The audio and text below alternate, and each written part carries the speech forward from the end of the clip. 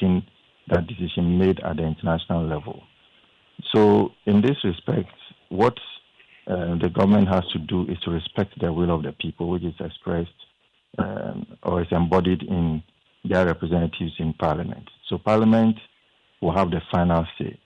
But it's also important to note that it is not just simply asking Parliament to domesticate the international law, to make it applicable within our domestic system. But it's also about Parliament making sure that in making that decision, they take into account the other provisions of the Constitution, such as Article 73. It talks about the fact that our international affairs should be in consonance with international law. And Article 40, which talks about the fact that we should conduct our international affairs in line with the principles and objectives of international organizations like the UN, the AU, ECOWAS, and so on that we belong to.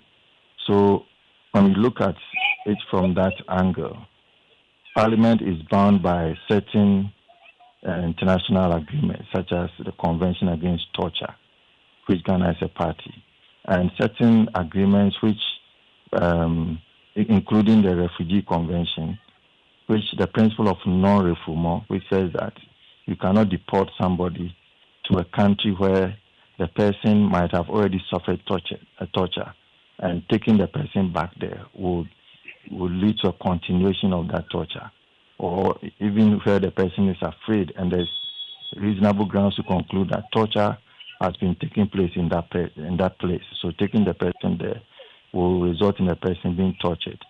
That means that the government, Parliament will have to take into account all these obligations that Ghana has, that as a member of the international community, there are certain laws which, as international laws, may override the local laws, or we have to make our laws reflect and conform to those international obligations. So that would be the final determinant or the basis for Parliament to rule or to make a decision as to whether the MOU should be ratified or made domesticated and made part of Ghana's laws. I'm grateful to you, Prof. Professor Kojo Appiah is Professor of International Law at the University of Ghana. Let me bring in now Nana Eje Bafwewa. He is MP, Mensah South, and member of the Constitutional Affairs Committee, and also serves as the Vice Chair of the Subsidiary Legislation Committee of Parliament. Grateful to you, sir, for joining. Now, do I have you? Yes, please. Thank you very mumuch. Now you led Margaret Bamford and Nana B to the Supreme Court on similar matter during the Gitmo 2 case. Do you see similarities in your argument in this particular case? Thank you very much. It's commendable that we take steps to oftentimes protect the Constitution from being breached by persons who serve in public office. And so in that regard, I commend everyone that would take such a step. The fundamental question that we have to ask in this particular case is whether the present action indeed raises or properly invokes the jurisdiction of the Supreme Court. It is my humble view that this particular process will have a major procedural hurdle to scale. What is the procedural hurdle? The procedural hurdle is whether the Supreme Court, having interpreted Article 75 in Margaret Bamford, would want to interpret it again. We should not forget that the Supreme Court interprets provisions of the Constitution and not conduct. And so, having interpreted the provisions of Article 73, 75 in Margaret Bamford, it is not up for interpretation again. And so, why the need to go to the Supreme Court? What is now outstanding is enforcement. So what should have been the appropriate action? The appropriate action should have been to go to the High Court to enforce the provisions of Article 75 in the light of the conduct of the government, which, in their view, or in the view of the general public, is contrary to Article 75. Article 75 doesn't need interpretation again. So you're saying that we should expect that the Supreme Court may say it won't go into the matter again because it has sat on it? I'll be very surprised if the Supreme Court entertains this action. I'll be very surprised. But you see, I would not be shocked because in recent times, certain things have proven that the Supreme Court, very respectfully, remains unpredictable. But if you look at the chain of authorities available, once the court interprets a provision of the Constitution, that provision very respectfully becomes clear. There's no dispute regarding that provision. And so if you consider that there has been a breach, then you go for enforcement at the High Court because now it is clear. It would have worked if they were going for a review of that decision. No, is that what you're saying? There's no review. You can't review. You can't go for a review of a decision of the court in respect of a different matter, right? In application to a different set of facts. No, but are these different set of facts? And they similar? This is not Magrebamfo versus Attorney General. Okay. And so you can't go for a review of the ruling in Magrebamfo versus Attorney General. They are different matters altogether. And so this is the procedural, but I'm not surprised. I won't be surprised, right? I'll be, let me see, for want of a better word, I will not be surprised if the Supreme Court entertains it, but I'll be shocked. That would reinforce the view that the dominant view in recent years that our court has become so inconsistent and unpredictable. But what if the Supreme Court uses the opportunity to reaffirm its stance in that Magrebamfo case? To be reaffirmed. There's nothing to be reaffirmed. The Supreme Court has laid a provision of the Constitution. It doesn't need to drum it further or louder. That it is clear, Article 75, right? And what amounts to an agreement in there, right, is even clear, okay? And so it doesn't matter the nomenclature. It doesn't matter the coloration, right? Once the Supreme Court has interpreted it, Article 75 is clear. It doesn't need interpretation again.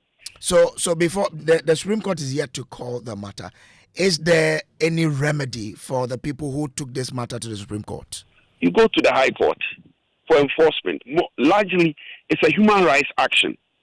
It's a human rights action which had been predicated on Article 75. If Article 75 had not been interpreted, they would have gone to the Supreme Court.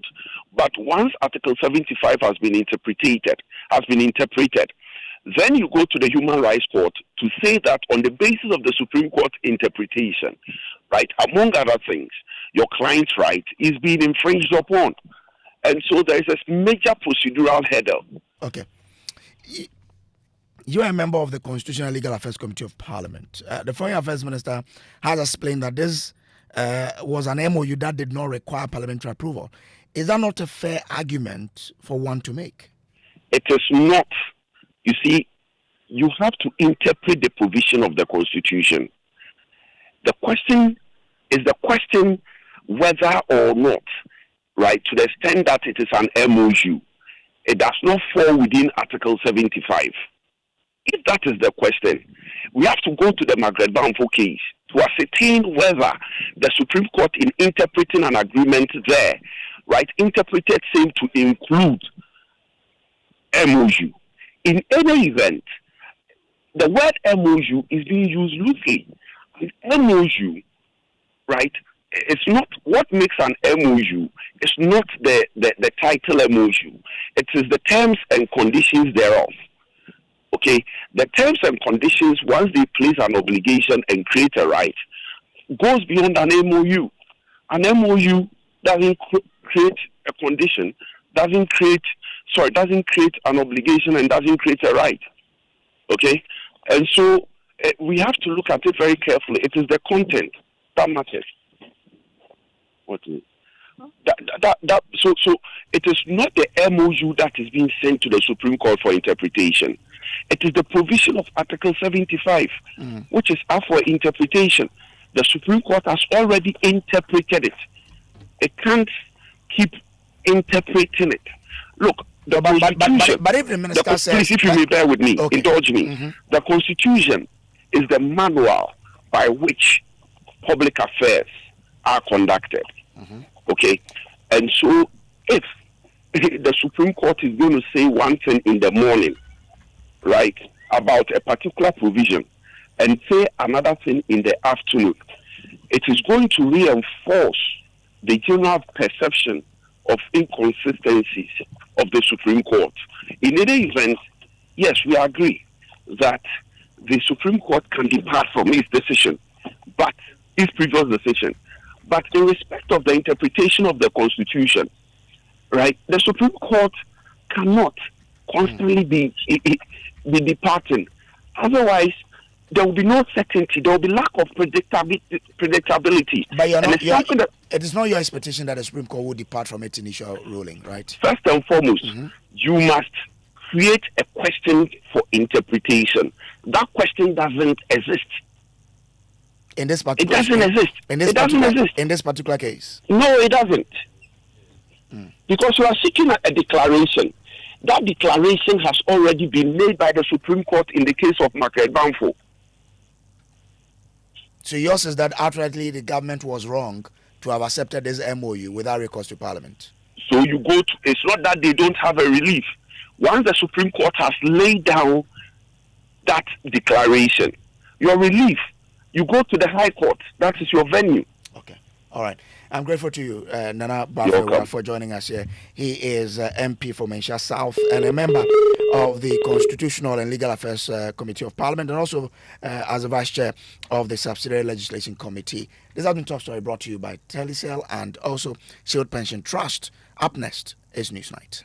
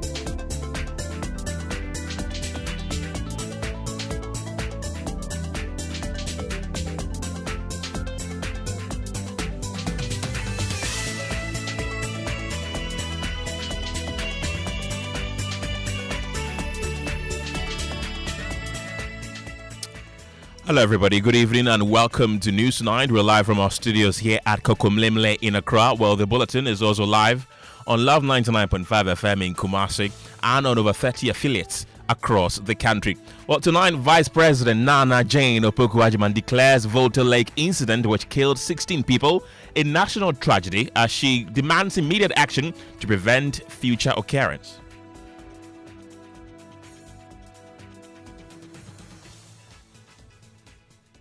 Life jacket. Ye best pa ye pamucho. Yense. Yense na ewo kwanya ebo nipa wo ban. Those of you who travel on the water, ensure that everyone on board wears a life jacket. We need to protect ourselves. Well, she's provided 200,000 Ghana cedis relief package for families of the victims. More on the Volta Lake tragedy shortly. Also, Ghana and China are set to finalize a zero-tariff trade agreement by the end of October 2025, paving the way for Ghanaian goods to enter the Chinese market duty-free. Tonight on Newsnight, we find out if this landmark deal will boost Ghana's export and industrial growth or hurt it. It opens vast new markets for Ghanaian exporters, agro-processors and manufacturers. And I'm happy to inform you that we reached agreement in principle and we have targeted the end of October to be able to sign off. More as President Mahama meets Chinese President Xi Jinping on day 2 of his state visit. In business, IMF warns Ghana is not immune against the global economic shocks, despite a recent turnaround as it pushes for strict fiscal discipline and building of buffers. And in sports, Nigeria's Super Eagles await FIFA World Cup fate despite 4-0 win over Benin. And a bit later, National Anti-Illegal Mining Operations Secretariat NIMOS cracks down on illegal mining in Eastern region, dismantles operations and uncovers widespread environmental destruction. We have details as leaders of organized labor trade blames on which unions may have broken their fronts after the botched industrial action over Galamsey last year. Then we realized some level of betrayal from the hierarchy of TUC. The allegation that the TUC betrayed UTAG and for that matter, the rest of organized labor is a baseless allegation. It was not the TUC that betrayed the cause. It was the Ghana Medical Association and then the next. We've got the latest of these and many other stories coming up in the next 1 hour. My name is Kenneth. Gyasi. And I am Ofori. Remember, you can be a part of this show by sending us a WhatsApp on 055 11 11 997. Details after this. I send them, you get them. I get them, I send them. I get them, I pay them. Telesale cash. I get them, I pick them. Telesale cash. You get them. I send them. Telesale cash. I send them, you get them. Telesale cash. I get them. I buy them, I take them. I pay them. I send them. Telesale cash. Telecel Cash. Experience the ultimate convenience of sending money on Telecel Cash. Sending money from Telecel Cash to Telecel Cash is free. You can also make payments to merchants on all networks. Enjoy best value and total security with Telecel Cash. Telecel, connecting energies. Ade, couldn't sleep at night.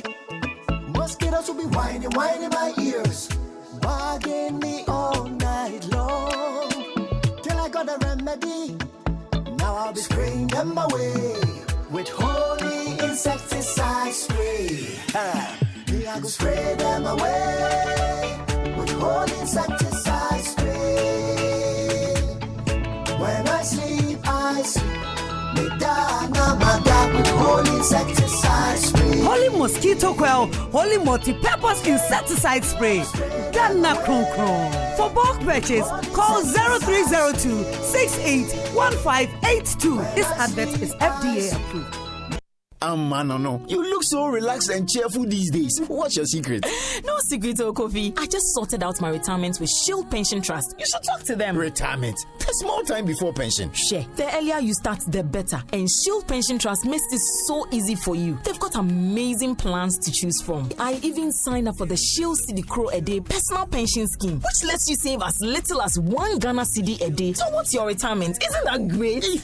1 Cedi a day. Exactly. And the best part is, I sign up automatically on the Dachia Promoting Plan, which guarantees me medical insurance when I go on retirement. Hey, you've convinced me. I need to sign up now. Kofi is making a move to secure his future and health insurance when he goes on retirement. What about you? Go to Shield Pension Trust or call us now on 050-915-0253 and we'll guide you through securing your pension tomorrow. Shield Pension Trust, into the future with you.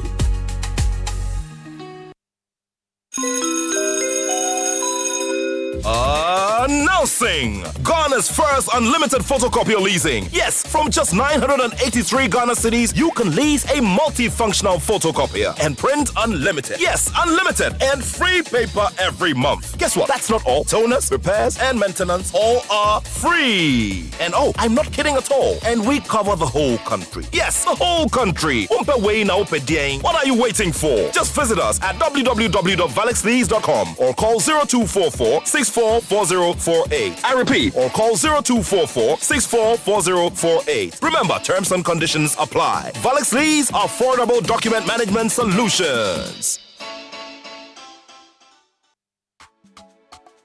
Has your daughter taking the HPV vaccine? Her future is worth protecting. Visit a designated health facility near you to get your 9-year-old daughter vaccinated against HPV. The HPV vaccine is safe and free. A healthy future for our girls starts with us. Let's protect our daughters against cervical cancer. United against cervical cancer. This message is brought to you by Ghana Health Service and partners. You're welcome back to Newsnight. Vice President Professor Nana Jane Opoku-Agyeman has labelled the devastating canoe accident on the Volta Lake, which claimed 16 innocent lives, including 11 children, as a national tragedy, demanding urgent need for collective action to prevent such heart-wrenching incidents in future. Professor Opoku-Agyeman, accompanied by the Transport Minister Joseph Bukari Nikbe and NADMO Director General Major Retired Dr. Joseph Kunyon, visited the affected families in Okumekura, Karachi West Municipality in the Oti region to offer condolences and support. Well, she has extended a 200,000 Ghana cedis relief package complete with life jackets and essential items to support families devastated by the tragic canoe accident. She emphasized the need for stakeholders to work together to ensure their safety protocols are strictly adhered to on the Volta Lake. Take a listen. Life jackets. Those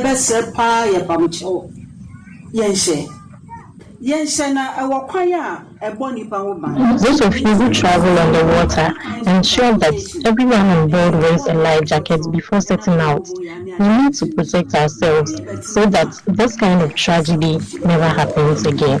There is nothing we can say that can heal the pain of someone who has lost a loved one, but together we can prevent such pain from happening to others.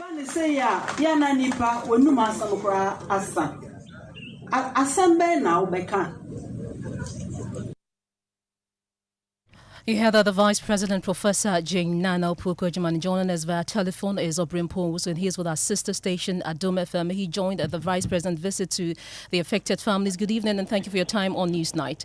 Now, we know that the Vice President has also said that government will bear the cost of burial for the 16 persons who died in that boat disaster. Beyond this, what else has she been saying? She has been advising residents along the water lake to ensure or to adhere to safety protocols, because that's the only way that can prevent the continual accident that is happening on the water lake. Aside that, she also expressed her condolence to the family, urging them to remain calm while government continue to mourn with them. Aside that, she also encouraged the members here, although the tragedy have taken lives of over 16 people, which she described it as a national loss to the state, but however, government will continue to ensure that whatever cost that may happen to them for the funeral and other arrangements, government is going to take care of that. So she donated an amount of 200,000 with 100 bags of rice, 5 cartons of cooking oil, and some second-hand used clothing and other aspects that will at least give them a time relief from their... Obrinpon, hold on for us. Let's speak to the Transport Minister, because he also joined the Vice President when she visited the affected families in Kenneth. Indeed, Pearl. We have Joseph Bukari Nikbe, who's the Minister for Transport. Thank you very much for your time this evening. Aside from the interventions that was announced by the Vice President, are there any additional interventions that you're trying to put in place? Good evening, and thank you for having me to share some insight on the Excellency Madam Vice President's visit to the Karachi island where the boat accident occurred and took the life of 16 Ghanaians. Madam Vice President's concern and interest is how to prevent this incident from reoccurring. And so we, besides the Ghanaian hospitality of donating something to support, but the emphasis was on how, if you are a boat owner or a boat operator and doing your business to earn a livelihood, how you should do it safely, how you should engage in that river or water transport, ferrying people safely. And so the education was one of the issues or the areas he emphasized on. And again, government is ensuring that we will now move ahead of education to enforcement and compliance, because we have been doing education along the water lake. In complying, what we want to do is to establish satellite offices along the water lake. And already we have put an office in Kwandu Toko, that we have a vessel, a search and rescue vessel in Kwandu that will help in times of emergencies to be able to respond quickly to disasters. And again, we are going to open the head office in Akusombo, where they will coordinate all activities of the water transport and ensure that they comply to whatever directives that will be given to both owners and operators. For instance, we are going to employ safety guards. We have started employing safety security officers, where we will have the guards to help ensure that if your boat is to take 15 people, you have 15 life jackets on that boat. And also to ensure that you don't overload. So these were the areas where Madam Vice President was very, very concerned about. Irrespective of the donation, her interest and that of government is that this should not reoccur any longer. Minister, we've been digging, our research desk has been digging, and over the past 3 years we've had about 60 deaths with regards to boats capsizing. Really, there's one thing implementing these safety measures, and there's another thing enforcing them. How are you going to ensure compliance of these new measures that you are putting in place? So, like I said, we are establishing satellite offices. And as we speak, the Ghana Maritime Authority has finished mapping all the crossing areas and points where these canoes will load and offload passengers and their goods. And I told you we are going to employ safety guards. And the safety guards are going to be the compliant officers to ensure that each operator or each boat owner obeys the rules by having the number of life jackets that people who enter your boat should have. And again, that you don't overload them. And now we are going to take it from that point and prosecuting boat operators and boat owners. It is not going to be like when it happens, we'll go and show our solidarity, show our sympathy, donate things to them and leave. No. This time we are going to enforce by prosecuting boat operators and boat owners who do not comply.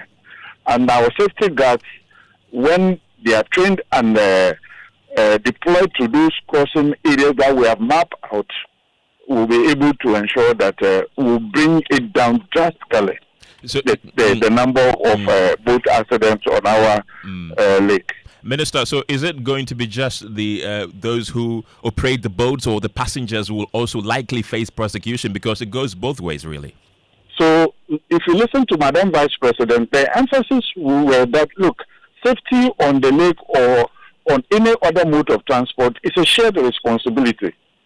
You owe your life, and when you are entering a boat that they are not complying with any of the rules, when they are overloading, you do not go on board that boat. When they don't have life jacket, you owe it to yourself, your life, that you ensure that if there are no life jackets, you do. Look, time delayed in traveling will save a life when they don't have those facilities or life jackets or any compliance to the directives. And again, Madam Vice President told them, let's take it as if it is a vehicle. You wear your seatbelt while you are seated inside. Let's say it is Okada motorbike, you are seated on top. You are supposed to wear your helmet. And if it is a boat, you are supposed to wear a life jacket. There are inconveniences in wearing life jackets. However, it is a saving a tool. It is the life jacket saves lives. So for the 1 hour or maybe the 2 hours you wear it and you have your life, it is worth wearing. That was emphasis. And we are ensuring that we continue the education once we do the enforcement alongside. And how many years are offenders likely to spend behind bars? That is, you are now moving me into the prosecuting powers, which I am not there. The Attorney General's responsibility will be that when the people are arrested, whatever charges, they will be able to tell But what we are doing at the Ministry of Transport through the Ghana Maritime Authority is to do the education, is to do the deployment of the safety guards, and then like we are deploying safety vessels that will be on the lake to rescue in terms of dangers. But what are we going to rescue if you are not wearing a life jacket? Within a second, it is gone. Right. But the emphasis is wear life jacket and don't overload the boats. Okay, Minister, thank you very much for your time this evening. That's Joseph Bukari Nikpe. He's the Minister for Transport and Pearl. We can now go back to our correspondent. Of course, we're going back to Obrimpon, also he's with our sister station at Dome FM. So Obrimpon, before we spoke to the Minister of Transport, just wanted to find out from you, how did the affected families respond to the Vice President's visit today? Did it bring any sort of comfort to them at all? I think it was a way of comforting them because they have never witnessed such a visit by government representatives when such incidents occurred. So they were happy to see the Vice President visiting them and also consoling with them and encouraging them to continue doing what they want to do, what the government continue to support and also extend some relief items to them. So it was a welcome news for them. And we also want to also appeal to the government to continue the education so that people will understand, will also take the measures into consideration so that such a thing will not happen. They were happy to see the Vice President traveling on that road, especially from where the incident happened. In fact, it was a terrible road that the Vice President indeed traveled to visit the affected family in that community. So it was a welcome news for them to see such a high-profile officer or like government to visit them in this time of difficulty. Obrimpon, also thank you very much for your time, and he is with our sister station at Dome FM. Well, we can now go to Beijing because Ghana and China are set to finalize a zero-tariff trade agreement by the end of October, paving the way for Ghanaian goods to enter the Chinese market duty-free. Well, this landmark deal, expected to boost Ghana's exports and industrial growth, is a testament to the strengthening diplomatic and economic ties between the two nations. Well, the deal is expected to attract Chinese investment into Ghana's manufacturing and agribusiness sectors. Our presidential affairs correspondent Maxwell Akpagba has more in this report. President John Mahama began the second day of his state visits to China with bilateral discussions with Chinese President Xi Jinping. President Mahama expressed concern over the rise of unilateralism in global affairs, warning that it threatens multilateral cooperation. He urged nations that believe in multilateralism to stand in solidarity with one another. Foreign Affairs Minister Samuel Okudzeto-Blakwa said President Xi expressed confidence in President Mahama's leadership to protect Chinese investments and businesses in Ghana. Later, President Mahama hosted a presidential investment forum that brought together Chinese and Ghanaian business leaders. He revealed that Ghana and China are set to conclude a zero-tariff agreement by the end of this month. Between 2020 and 2024, China's exports to Ghana rose by nearly 46%, while Ghana's exports to China increased by over 11%. China's decision to grant zero-tariff access to Ghanaian and African products signals the confidence in our partnership. It opens vast new markets for Ghanaian exporters, agro-processors, and manufacturers. And I'm happy to inform you that we reached agreement in principle and we have targeted the end of October to be able to sign off on the zero-tariff principle. I wish to commend the government of China for this act of solidarity. We are all aware that the multilateral rules-based trading system is being upended by unilateral slapping of tariffs on different countries. President Mahama also announced plans to establish a new green digital city. As part of Ghana's transformation, we plan to establish a new green city that will straddle the three regions of Greater Accra, Volta, and Eastern regions. I'll soon inaugurate an interministerial committee to guide the design and feasibility study of this new city. I'll also appoint a transaction advisor to lead the process for the implementation of this all-important project. This city is planned to be a 20-year project executed in 4 phases, and my expectation is that the first phase will commence before my tenure of office runs out.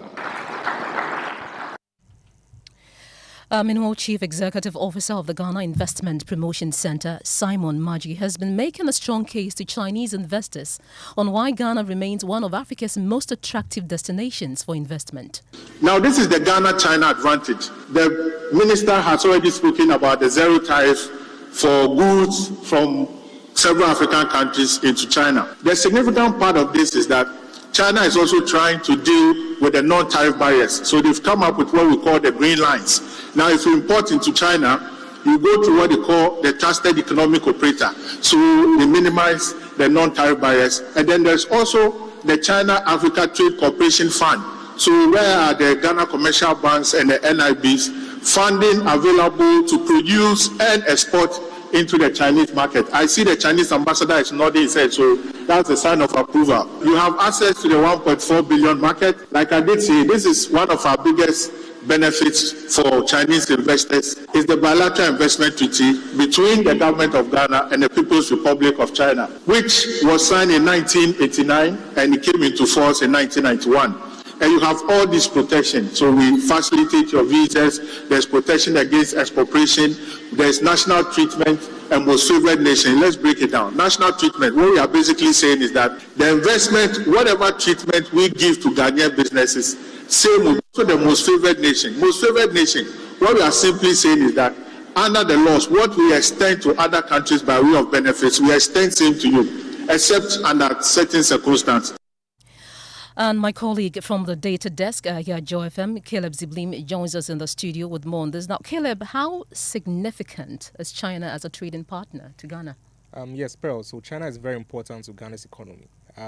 They are our largest import partner. That means from all the countries we import from, China is the #1 import country. And they are the #4 export destination for Ghanaian products. So when we rank all the countries that Ghana exports to, China is the 4th country. It's only overtaken by Switzerland, the UAE, and South Africa. And in 2023, Ghana exported goods worth about 15.2 billion Ghana cedis to China. And that figure rose to 21.5 billion Ghana cedis in 2024. So yes, China is very important to Ghana's economy. And what exactly does Ghana export to China? And how would this benefit the country? Yes, so the tariffs will be on Ghana's exports to China. And in 2024, 77% of the total exports we took to China were mineral fuels and oils, mainly crude oil. So majority of what we export to China is crude oil. And then the remaining 23%, according to the Ghana Statistical Service, is classified as other products. So the removal of the tariffs means Ghana can export more petroleum products into China and potentially replacing volumes that once went to the United States under AGUA. And remember that when AGUA was operational, about 70% of Ghana's products to the US were petroleum related. So now that AGUA has been taken off and China has come in to take off their tariffs, potentially it could mean that we are taking our products from the United States into China. And beyond oil, Ghana also exports ores to China. And these ores include gold, bauxite, and manganese. So aside the oil, the next top products we export to China are gold, bauxite, and manganese, as well as cocoa, fish, wood products, and fruits. So the tariff exemption will mean that more of these Ghanaian products can make their way into the Chinese markets, particularly oil, gold, manganese, and cocoa. Caleb Ziblim, thank you so much for that breakdown. Kenneth? Right, let's go into the telephone lines once again and speak to Peter Kojo. He's a professor of economics at ISA. Professor Kojo, thank you very much for joining us this evening. How do you see this new agreement between China and Ghana? Yeah, trade is certainly very important. Trade stimulates growth, and therefore, once we come to an agreement, the tariff agreement that ensures that there is an improved trade flow between Ghana and China, that is very positive. And China has a big market. If you look at the population of China, it's a great market for us to tap into. Our trade has always been north-south. The trade. But if we're able to penetrate into the Chinese market, I think it is for us. Now that we're getting zero tariffs, there's worry. And what safeguards do you think Ghana should negotiate to protect local industries from being flooded by cheaper Chinese imports under this new tariff regime?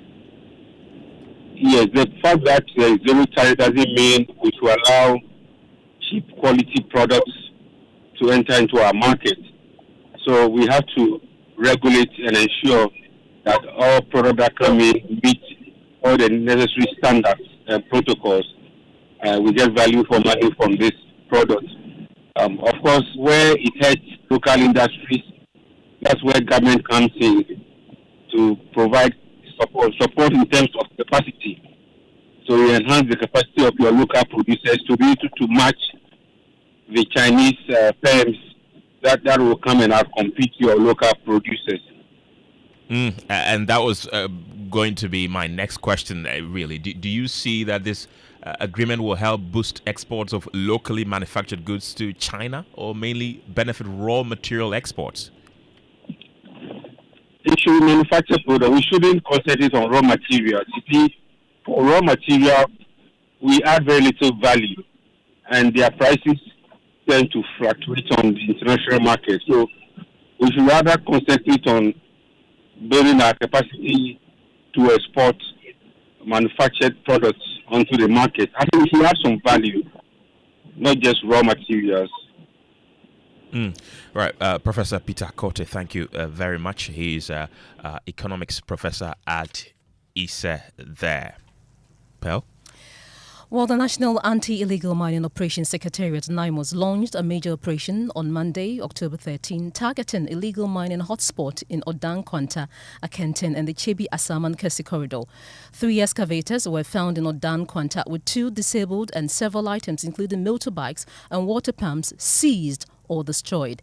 At Akenten Chebi, 2 more excavators were located near the Brim River amid signs of severe environmental damage.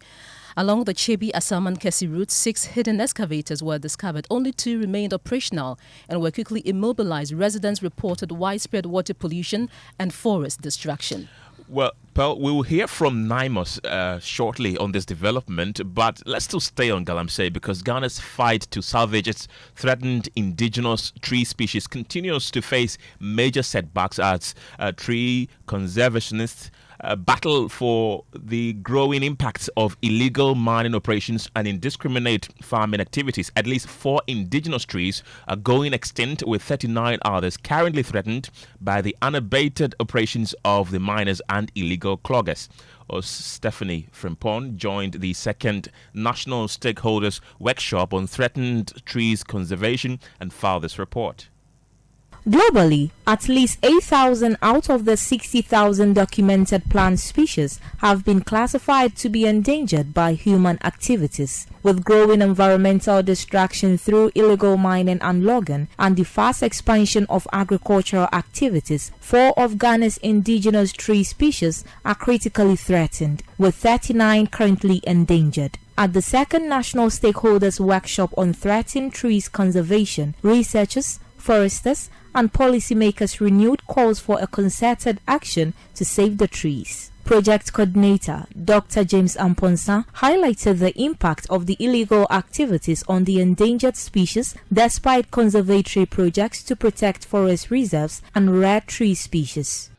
The 2nd National Stakeholders Workshop on Threatened Trees is basically aimed at bringing together experts in the forest conservation industry to track progress, to also think of future actions to ensure that our conservation actions could be more coordinated and well monitored. And so the objective for the role Ofori played was to, 1, ensure that we bring together all partners to discuss issues.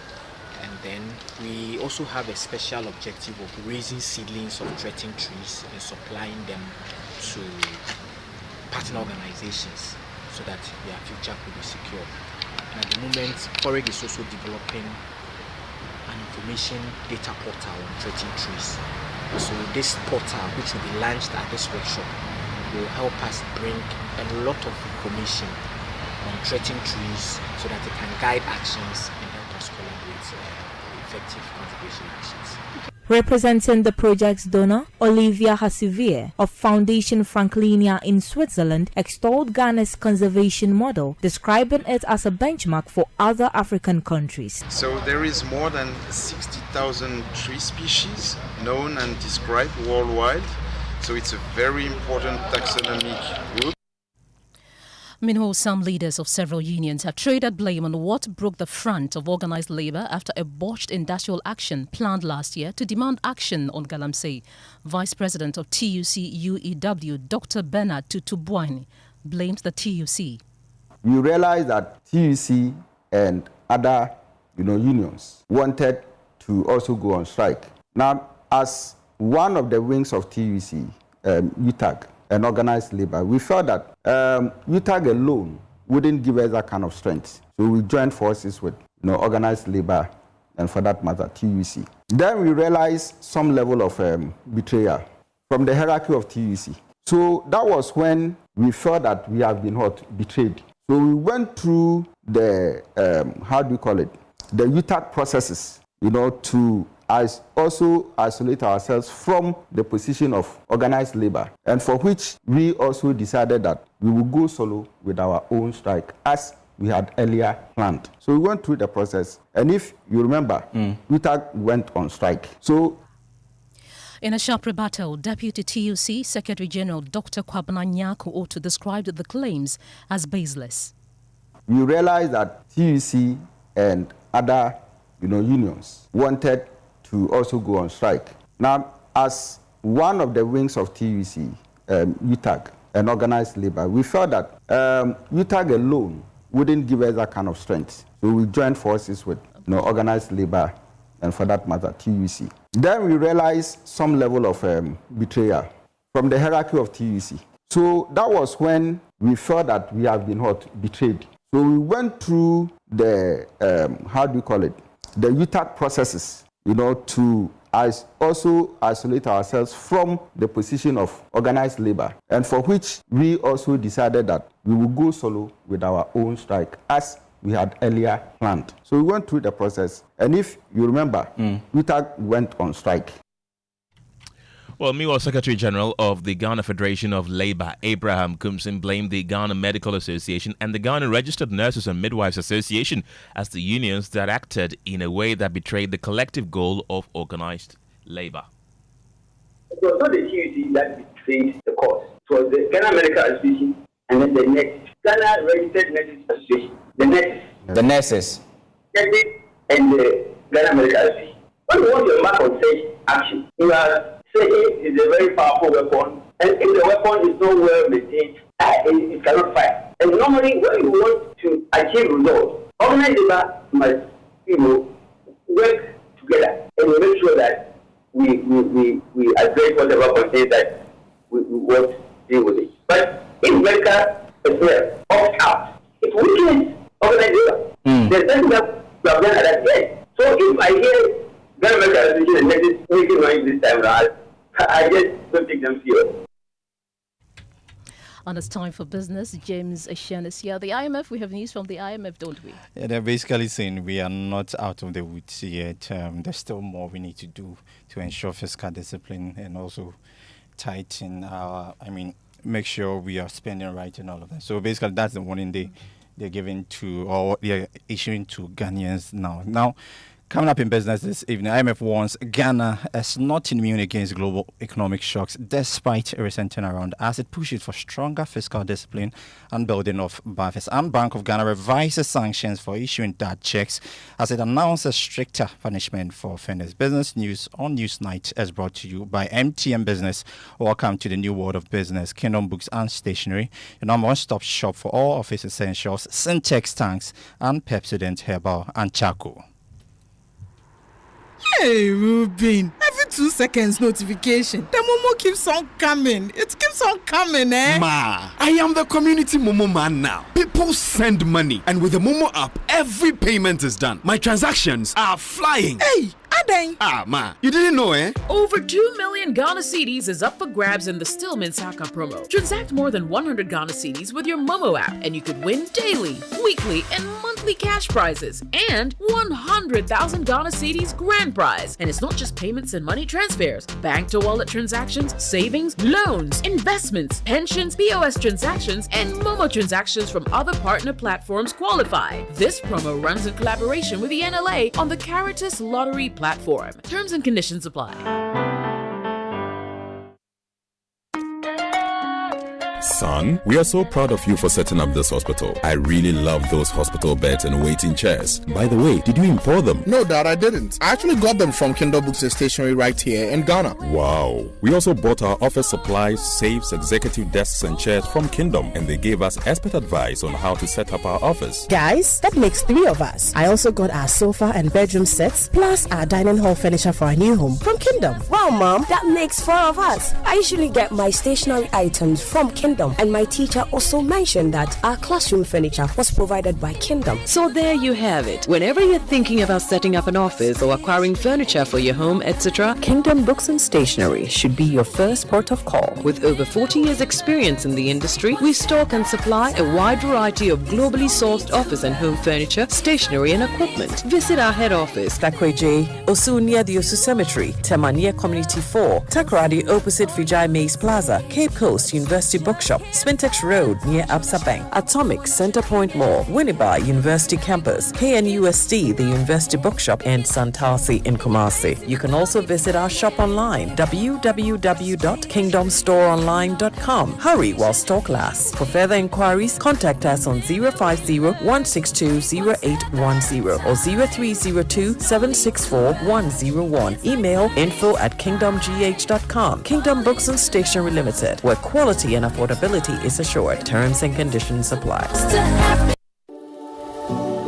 At Star Oil, we believe fuel is not just a commodity, it is a lifeline. Every cedi saved at the pump is a cedi that helps a mother send her child to school. A farmer transports food to the market, or a young entrepreneur deliver their first order. Our mission is to make fuel more accessible by offering consistently competitive prices, helping ease the financial burden on Ghanaian households. In a country where transportation costs can consume nearly a third of household income, this is not just business. It's a social responsibility.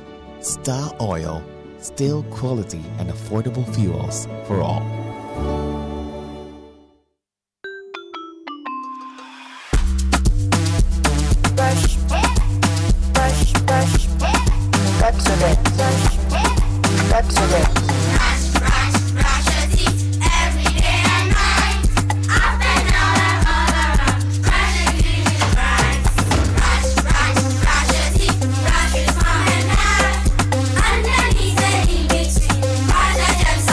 Brushing gets more fun with your kids with the new Pepsodent Kids toothpaste. Give your smiles protection that lasts. Grab yours today from a store near you. This advert is FDA approved.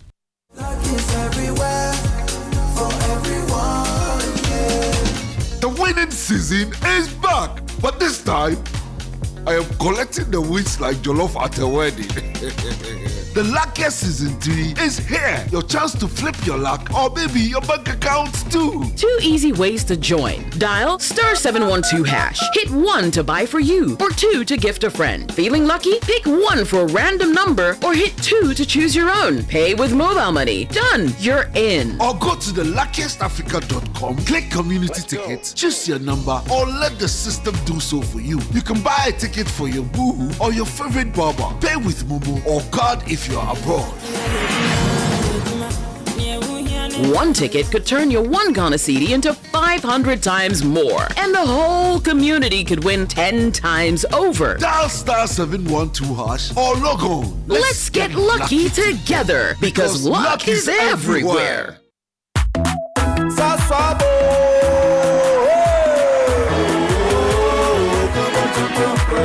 Sasso, sasso, si come tonton prepon.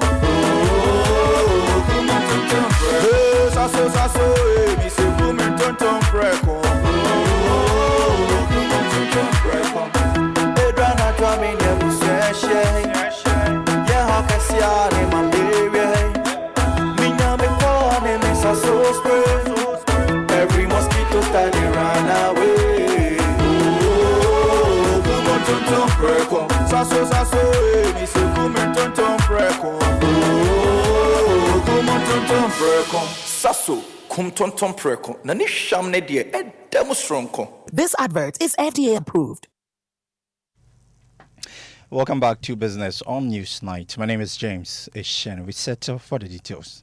Now, the IMF is warning that Ghana is not immune against the current global uncertainties, despite the recent economic turnaround. This is coming after the fund released its Global Economic Outlook, forecasting that global growth will slow to 3.2%. Ghana, on the other hand, has seen drastic turnaround in most of its economic indicators.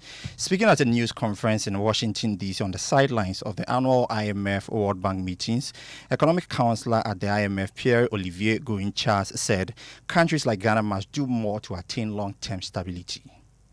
You make sure that you have the fiscal buffers that you need, because you're going to need to use them when you're hit by one of these shocks, and if you don't have them, then the impact is going to be much larger. So making sure you protect the fiscal buffers. Second, making sure that you have the right institutional environment so that you have institutions that are trusted, that can do their job, that have frameworks that are strong. That is also going to be helpful in maintaining expectations, in maintaining some sense of stability in the economy. And third, you're going to have to rely on trading partners. No country is an island, can do things on their own. And so making sure that the global economy, that countries remain part of the global economy, that they are integrated, that they find ways to deepen trade ties with partners where it's possible. And that was Economic Counselor at the IMF, Pierre-Olivier Gouin-Charles, speaking at a news conference in Washington, D.C. on the sidelines of the annual IMF meeting. Now, the Bank of Ghana has revised the sanctioning regime in respect of issuance of debt checks for strict compliance by banks and specialized deposit-taking institutions. The Bank of Ghana, in a statement issued today, said that he had to take the action due to several abuse by customers despite warnings issued by the central bank. The following report has more. The central bank said a bank or SDI is now obliged to levy an account holder who issues a debt check for the first time 10% of the check's face value and issue a warning notification to the affected customer on the consequences of repeating the offense. In addition, the bank or SDI shall report the offense to the Credit Reference Bureau and the Bank of Ghana. Where a customer issues a debt check for the second time within 1 year of the first offense, the drawee bank or SDI is required to impose a levy of 15% of the check's face value and issue another warning notification to the customer on the consequences of repeating the offense. The drawee bank or SDI shall report the offense to the Credit Reference Bureau and the Bank of Ghana. Where a customer issues a debt check on the third occasion within 1 year of the first offense, the drawee bank or SDI shall impose a levy of 20% of the check's face value. The drawee bank or SDI shall report the offense to the Credit Reference Bureau and the Bank of Ghana. According to the central bank, it shall ban such a customer from issuing checks within the country for a minimum period of 3 years. And that was a news desk report. Meanwhile, Associate Professor of Finance at Andrews University in the U.S., Williams Peppers, described the measures taken by the Bank of Ghana important to build confidence in the financial ecosystem. So the more DAC checks are issued, let me use the Ghanaian terminology, bounce checks are issued, it weakens your financial institutions. There is research pointing to the fact that developed countries are developed because of their financial sector. So as a developing country hoping to be developed, if we allow individuals to issue Ghanaian term, bounce checks that bounce, it is going to destroy the entire financial system. We don't want to let this become a systemic effect. So I'm sure the strong sanctions Bank of Ghana has issued will solve it once and for all. And I was Associate Professor of Finance at Andrews University in the US, Williams Prepra. Still on the Bank of Ghana, it has now set October 28, 2025 to commence the celebration of the 60th anniversary of the Ghana cedi. The celebration, which was initially planned for August, was suspended after the helicopter crash in the Ashanti region that claimed 8 lives. The following report has more. As part of the activities to mark the 60th anniversary of the cedi, there will be a national launch ceremony at the Accra International Conference Center with President John Mahama as the special guest of honor. There will also be a cedi van regional roadshow, exhibitions, education and outreach, as well as public education campaigns on clean note handling, currency security features, and history of the currencies since independence. In addition, the Bank of Ghana will organize currency conference featuring stakeholders from central banks across the world, academia, and the private sector. And that was a news desk report. Ending the business news on Newsnight with me, James Ishenkin. Well, thank you very much, James. It's now time for sports, and Daniel Cranton is here with the latest. Dan, what do you have for us? Yeah, a hat-trick from Victor Osimhen and a stoppage time goal from Frank Onyeka guided Nigeria to a solid 4-0 win over Benin in their final FIFA World Cup qualifying Uyo. The Super Eagles finished second in Group C and will now go into the Inter-Confederation playoff to fight for a spot at the World Cup. Going into the game, Nigeria were third in Group C with 14 points, sitting 1 point behind second place South Africa and 3 behind leaders Benin. But Nigerians changed their destiny with their own efforts, thrashing Benin 4-0 to move into second place. Thanks to their impressive goal-scoring performance, the result also confirmed that they will finish as one of the best 4 runners-up from the CAF qualifiers who have a chance to qualify to the World Cup through the Intercontinental playoff. That's an end for sports. So that means Nigeria are still having a chance. Yeah, you say. They're still alive. So they will play the playoff game in Africa. That is in March 2026. Okay. And the winner will go on to play the final playoff game against the Asian region. I've been seeing on social media people saying agenda delayed is not agenda denied. It's very, very difficult, but they are still alive. Right. Thank you very much, Daniel, for bringing us the latest in sports. And let's bring you more stories tonight because the Ghana Tertiary Education Commission, GTEC, continues its quest to ensure academic integrity as it directs 2 officials under the Ministry of Health to justify their use of the academic title doctor. Now, Medical Superintendent of the Wa Municipal Hospital, Bukari Zakari, and Acting Registrar of the Traditional Medicine Practice Council, Bukari Yusuf, are the latest to be asked to provide documentary evidence to support their claims in separate letters signed by its Director General, Professor Ahmed Jinapo Abdullahi. GTEC raised concerns about the authenticity of their academic qualifications and has demanded responses. And my colleague Nuala Karen Yale joins us in the studio with details of the commission. Nuala, what exactly does the GTEC say in these letters? Well, Ken, the commission, in 2 separate letters signed by its Director General, Professor Ahmed Jinapo Abdullahi, and dated October 13, 2025, directed Dr. Bukari Zakari, who's the medical superintendent of the Wa Municipal Hospital, and Mr. Yakubu Tobo Yusuf, who's the acting registrar of the Traditional Medicine Practice Council, to stop using the title doctor unless they can provide proof that they obtained it from recognized accredited institutions. Now, in the first letter to Dr. Bukari Zakari, GTEC noted that he may have obtained a PhD from the Atlantic International University in the US, but per their checks, the institution is not accredited by any recognized authority in its home country. And by that, the commission is therefore asking him to submit his degree certificate, transcript, and details of the awarding institution or stop using the title altogether. Now, in the case of Mr. Yakubu Tobo Yusuf, the commission raised concerns over his use of the title Dr. MH, stating that it had not approved that usage under the Education Regulatory Bodies Act 2020, Act 1023. Now, he was equally directed to submit similar document for verification or cease using the title, and both men were given up to October 24 to comply, and the Ministry of Health has been copied in both cases for enforcement. That's quite an interesting development, but both men have been speaking to you. What have they been saying? Really? Absolutely, Ken. Dr. Bukari Zakari maintains that he obtained his doctor title through legitimate means and from an accredited university in the US. He, however, questions the manner in which GTEC communicates such issues publicly, as he believes the Commission's approach appears to aim at tarnishing the hard-earned, in quote, hard-earned reputation of professionals like himself.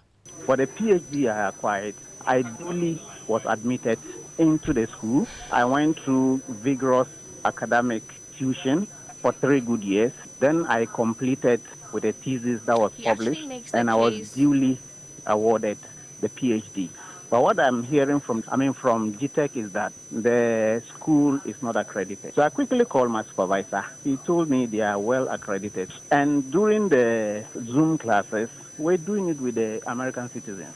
So if it is not accredited, how would students from the US be attending that course together with foreigners? So they promised me they were going to send me the accreditation and the profile of the school so that I can present it to GTEC. There is nothing to hide. I duly got it. I wrote a thesis for about almost getting to 1 year.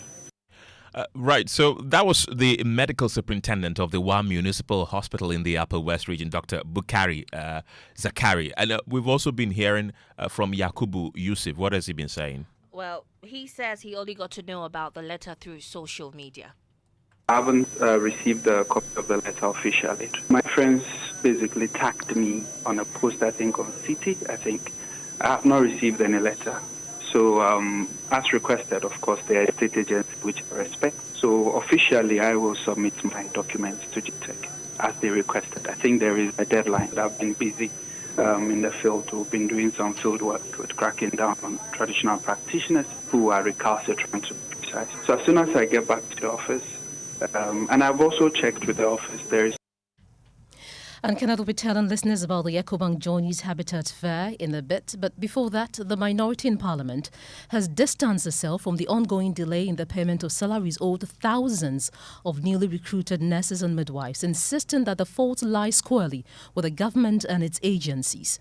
Speaking to the press earlier today, Ranking Member on Parliament Health Committee, Nana Eyu Efriye, said financial clearance and payment authorization for the recruitment of the health workers were duly granted under the 2024 budget, meaning funds were already allocated for them to be paid. Antecedents. You have a financial clearance. Financial clearance is issued when there is budgeted for. So monies are available for you to appropriate.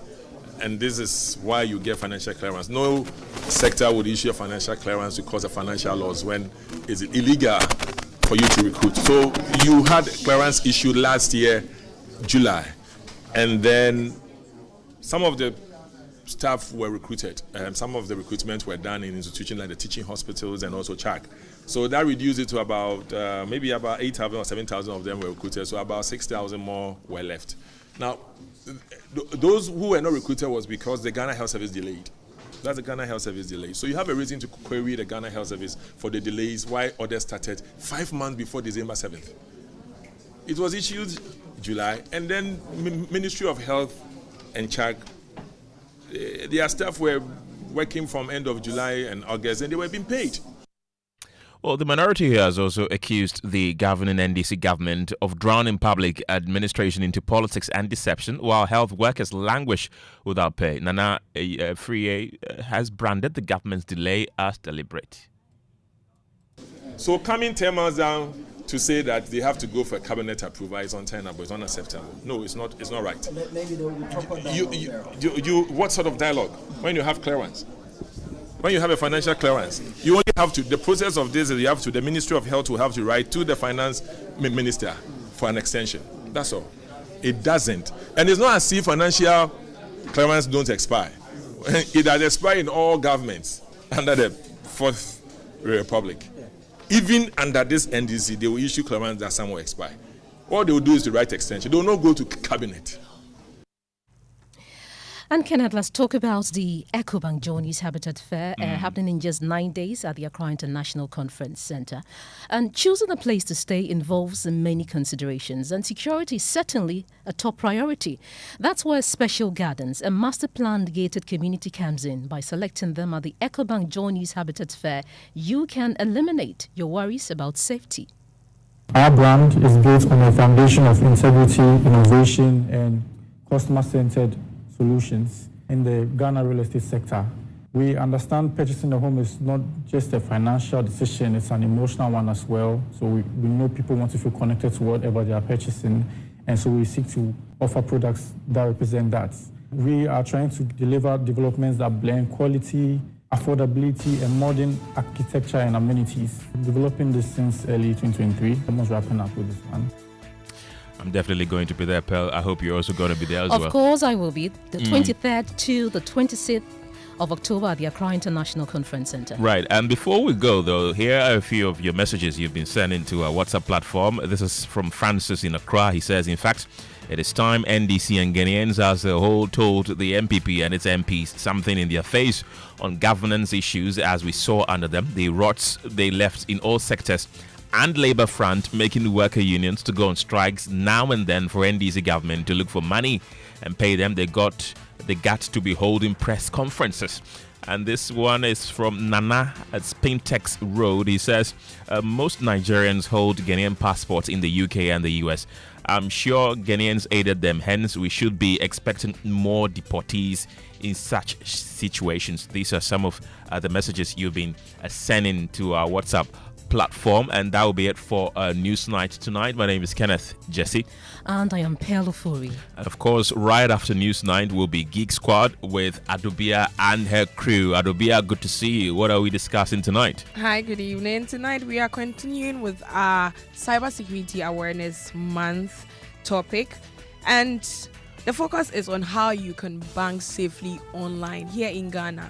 I know when it comes to banking, some people really prefer to use the digital platform. Right. But how can you do that safely? That's what we'll be talking about. That should be an interesting topic. We'll be listening.